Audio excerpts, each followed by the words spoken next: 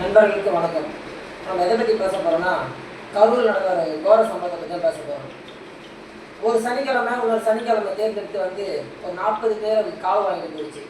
அந்த சனி வந்தால் தனியாக போகிற ஒரு பேரில் அந்த சனிக்கிழமை வந்து 10 நிமிஷம் பேசி 40 பேர் உயிர் வாங்கிட்டு 100க்கும் மேற்பட்ட படுகாயம் அடைய வச்சுட்டு அரசு மருத்துவமனையிலையும் தனியார் மருத்துவமனை அனுமதிக்க வச்சுட்டு சொல்லாமலாம் ஓடி போயிடுச்சு சனிக்கிழமை. அந்த சனிக்கிழமை யாருன்னா, திரையில பார்த்த நம்ம தரையில பார்த்து தலைமையில தூக்கி வச்ச அந்த முட்டாள் ஜனம் நம்ம மட்டும்தான்.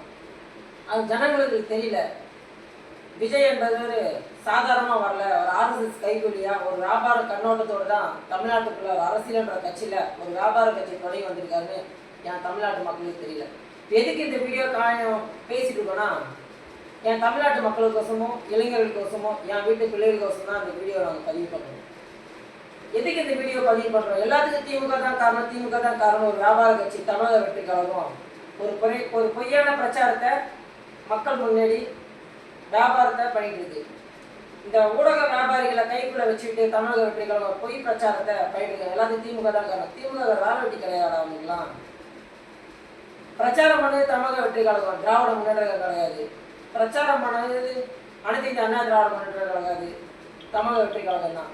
பிரச்சாரம் பண்ணது நாம் தமிழர் கட்சி கிடையாது, தமிழக வெற்றி கழகம் தான். பிரச்சாரம் பண்ணது இந்த முட்டாள் தற்கொலை விஜய் தான். அந்த முட்டாள் தற்கொலை விஜய்க்கு உறுதுணையாக முட்டு கொடுத்துருந்தது ஒரு லாட்டரி டிக்கெட் வைக்கிறவனும் பாண்டிச்சேரியில் பார் வச்சுக்கிறவனும் தான் இந்த பிரச்சாரத்தை முன்னெடுத்து நடத்தியிருந்தாங்க. இதில் எங்கடா வந்துச்சு திமுக? என் தமிழ்நாட்டு மக்களை சாவடிக்கிறதுக்குன்னு தலைமை வந்திருக்கியா? சனிக்கிழமை தேர்ந்தெடுத்து எதுக்கு? சனி பணம் தனியாக போகுதுன்றதுக்கோசம் 40 பேர் 50 பேர் சேர்த்து கூட்டு போகிறதுக்கோசமே சனிக்கிழமை தேர்தல் வந்தீங்கன்னு தெரியல. கொஞ்சமாச்சும் மனசாட்சி இருந்தா, குறிச்ச நேரத்தில் நீங்கள் வந்து பிரச்சாரத்தில் கலந்துருந்தா அப்படியே பொய் தான் பேச போகிற. அந்த பொய்யை சரியா நேரத்தில் பேசியிருந்தா என் தமிழ்நாட்டு மக்கள் உயிர் போயிருக்காது, 100க்கும் மேற்பட்டோட படுகாயம் அடைஞ்சிருக்க மாட்டாங்க. நீ பேசுகிற 10 நிமிஷம் பொய் தான். அந்த 10 நிமிஷம் நீ பேசுகிற எல்லாமே தமிழ்நாட்டு முதலமைச்சர் தலைவராக பேசணும், தமிழ்நாட்டு அரசை குறை சொல்லி பேசணும் மட்டும் தான் பேசுனேன். அந்த தொகுதியில் இருக்கிற அமைச்சர்களையும் எம்எல்ஏக்களையும் மாமரவர்களையும் தரகுறவாக பேசினேன். அட பைத்தியக்காரா, நீ பண்ண அந்த பாவத்தை எல்லாமே அந்த அமைச்சர்களும் அந்த எம்எல்ஏக்களும் தான் சரியான நேரத்தில் அந்த பாதிக்கப்பட்ட மக்களுக்கு போயிட்டு அரசு மருத்துவமனைகள் தனியார் மருத்துவம் அனுமதிச்சு மிகப்பெரிய பாதிப்பை கட்டுக்கோப்பில் வர வச்சு அந்த அமைச்சர்கள் தான், அந்த எம்எல்ஏக்கள் தான். நீ பேசிட்டு இருக்கும் போதே உன் பஸ்ஸுக்கு அடியில் 2 பேர் செத்தாங்க, அது கூட நீ கண்டு காணாம நீ மேடையில் பேசிட்டே இருந்த. உனக்குனாப்பா பஸ் மேலே பேசுறதுக்கு பவுன்சர் கூட பாதுகாப்பாக இருப்ப. செத்து போகிற நியூஸ் தெரிஞ்சதுக்கப்புறம் சொல்லாமல் தனி ஃப்ளைட்டை பிடிச்சி நீ சென்னை கிளம்பி போயிட்ட. அட பைத்தியக்காரா, நீ சரியான நேரத்தில் மட்டும் நீ பிரச்சாரத்தில் இருந்தால் இந்த அளவுக்கு இவ்வளோ பெரிய கூட்டம் வந்திருக்காது. என் முட்டாள் ஜனங்களுக்கு தெரியல, நீ வியாபார கண்ணோட்டத்தோடு தான் கரூருக்கு வந்த, கரூர் மக்களை பார்த்தேன். ஏன் உங்கள் வீட்டு நாய் செத்துருந்தாலும் நின்றுப்ப, நீ குடும்பத்தில் இதுமாதிரி யாரும் செத்துருந்தாலும் நின்றுப்ப. அவ்வளோ அவசரமாக நீ கிளம்பி போன காரணம் எதுக்கோசம் எனக்கு நல்லாவே தெரியும். அதே கரூர் மண்ணில் கூட ஒரு 1/2 மணி நேரம் நீ கரூர் மண்ணில் நின்று இருந்தா அதோட விளைவு ரொம்ப ரொம்ப மோசமாக இருந்ததுக்கும் நல்லாவே தெரிஞ்சிருக்கும். இதில் அவசரமாக கிளம்பி போனோம் முட்டாள் தற்கொலை காரணத்துக்காக என் மக்கள் எல்லாம் பலியாடம் ஆகிட்டு இருக்காங்க. ஒன்று மட்டும் ஞாபகம் வச்சுங்க மிஸ்டர் ஜோசப் விஜய் அவர்களே, நீங்கள் பண்ண பாவம் மிகப்பெரிய பாவம். அதுக்கான தண்டனை மிக விரைவில் அனுபவிப்பீங்க. மேலே இருக்கிற தண்டனை கொடுக்கலையோ தமிழ்நாடு அரசு கண்டிப்பாக தண்டனையை கொடுக்கும். என் தமிழ்நாட்டு மக்களை வீழ்ச்சிக்கிட்டாங்க. என் தமிழ்நாட்டு இளைஞர்கள் பாதுகாப்பாக இருக்கணும்னா இந்த வீடியோ நாங்கள் பதிவு பண்ணிட்டு இருக்கோம். என் தமிழ்நாட்டு மக்கள் பெரிய ஆணவக மண்பது துணின்னு சொல்லிட்டு பார்க்கறதுக்கோசம் படையெடுத்து வந்த என் முட்டாள் ஜனங்களை நடுரோட்டில் நிற்க வச்சுட்டு சாகடிச்சுட்டு தனி விமானம் பிடிச்சிட்டு சென்னைக்கு போயிட்டேன். ஆனால் மிக விரைவில் தமிழ்நாடு அரசு வீட்டை தேடி வரும். நீ சிறைச்சாலை கண்டிப்பாக போவ. அதுக்கான கால நேரம் நாங்கள் குறிக்க ஆரம்பிச்சிட்டோம். அதோட முதல் முழக்கம் தான் எங்களோட முழக்கம். நீ சிறைச்சாலைக்கு போகிற வரைக்கும் எங்களோட போராட்டம் எங்கள் முழக்கம் தொடர்ந்துக்கிட்டே இருக்கும். இந்த காணொலியில் நம்ம முக்கியமான விஷயம் சொல்ல போகிறது என்னன்னா, நாங்கள் பிரச்சாரம் பண்ணாலே மின்சார தடை பண்ணுறாங்க தமிழ்நாடு அரசுன்றாங்க. அது தமிழ்நாடு அரசு மின்சார தடை பண்ணதாக உண்மையாக இருந்தால் கூட அதை மனசார நான் வரவேற்கிறேன்.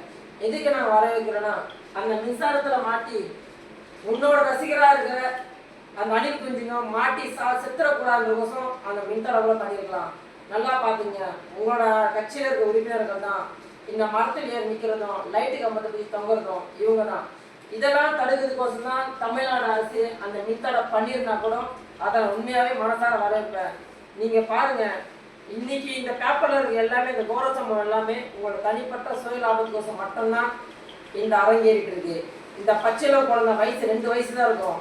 இந்த பச்சைலம் குழந்தை 2 வயசுக்கு என்ன இருக்குது? இது என்ன தெரியும்? விஜய் யாருன்னா தெரியுமா? இது ஓட்டு போகிற உரிமை இருக்கா? பக்காவா பிளான் பண்ணி கூட்டம் சேர்ந்ததுக்கு அப்புறம் வந்து சாகடிச்சது எல்லாமே நீங்க தான். ஒரு இளஞ்சோடி ஒரே குடும்பத்தை சேர்ந்த 5 பேர் செத்துருக்காங்க. இது எல்லாத்துக்கும் முழுக்க காரணம் ஜோசப் விஜய், நீங்க மட்டும்தான் காரணம். இந்த சாவுக்கெல்லாம் நீங்க பதில் சொல்லி ஆகணும். நீங்க கொடுக்க போற காசை வச்சுக்கிட்டு அந்த செத்து போனவங்கெல்லாம் திரும்பி வர போறது கிடையாது. மிஸ்டர் ஜோசப் விஜய் அவர்களே, நீங்க பண்ற இந்த வியாபாரம் உங்கள் பெரிய பெரிய முதலாளிகளுக்கு உங்களை கைத்தூக்கி நீங்க நம்பிக்கையில வந்திருக்கீங்க. என் தமிழ்நாட்டு மக்கள் கண்டிப்பா விரிச்சுக்கிட்டாங்க. உங்களோட பெரிய பெரிய முதலாளிகிட்ட சொல்லுங்க, தமிழ்நாட்டுல விஜயோட பருப்பு வேக போவதும் கிடையாது. இன்னும் அரசியல் களத்துல நீங்க பார்க்க வேண்டிய நிறைய இருக்கு. நீங்க பார்க்காத அரசியல் எவ்வளவு இருக்கு. இன்னும் சில மாசங்கள் மட்டும்தான் இருக்கு. உங்களுக்கு நேரம் கிடைச்சதுன்னா இன்னும் 4 நாள் கேப் இருக்கு. அடுத்த சனிக்கிழமை 5 நாள் இருக்கு. வாரத்துக்குள்ள நீங்க திரிஷா வீட்டுக்கோ இல்ல கீர்த்தி சுரேஷ் வீட்டுக்கோ முறவாசல் செய்யற வேலை என்ன இருந்துச்சுன்னா அங்க போய் பார்த்துட்டு வாங்க மிஸ்டர் ஜோசப் விஜய் அவர்களே. இல்ல அடுத்த சனிக்கிழமை ப்ரோக்ராம் எதுனா அடுத்த RSS கைகூலியான நீங்க உங்களுக்கு பிஜேபி வீட்டுல எங்கேயாவது வேலை செய்யறதுக்கு வீட்டு வேலை செய்து கூடுவாங்க. அங்க போய் வீட்டு வேலை செய்யற வேலையை பாருங்க. என் தமிழ்நாட்டு மக்களை ஆசை வார்த்தை காட்டி திரைகளை வச்சுக்கிட்டு திரை வம்சங்களை காட்டி உங்க முகத்தை காட்டி என் இளைஞர்களை பாதிப்படைய செய்யாதீங்க. இளைஞரை தப்பான வழியில் ஈடுபட வைக்காதீங்க. தமிழ்நாடு அரசு மேல குறை சொல்லாதீங்க. காவல்துறை இல்லாதனால காவல்துறை உங்களுக்கு ஒத்துழைப்பு தரலன்னு சொல்றீங்க. காவல்துறை ஒத்துழைப்பு கொடுத்ததுனால தான் நீங்க உயிரோடவே தனி விமானம் பிடிச்சி போயிருக்கீங்க. காவல்துறை சரியான நேரத்துல இல்லைன்னு சொல்லியிருந்தீங்க. அந்த காவல்துறை இருந்தனால தான் பல்லாயிரக்கணக்கான உயிர்களை காப்பாற்றப்பட்டது.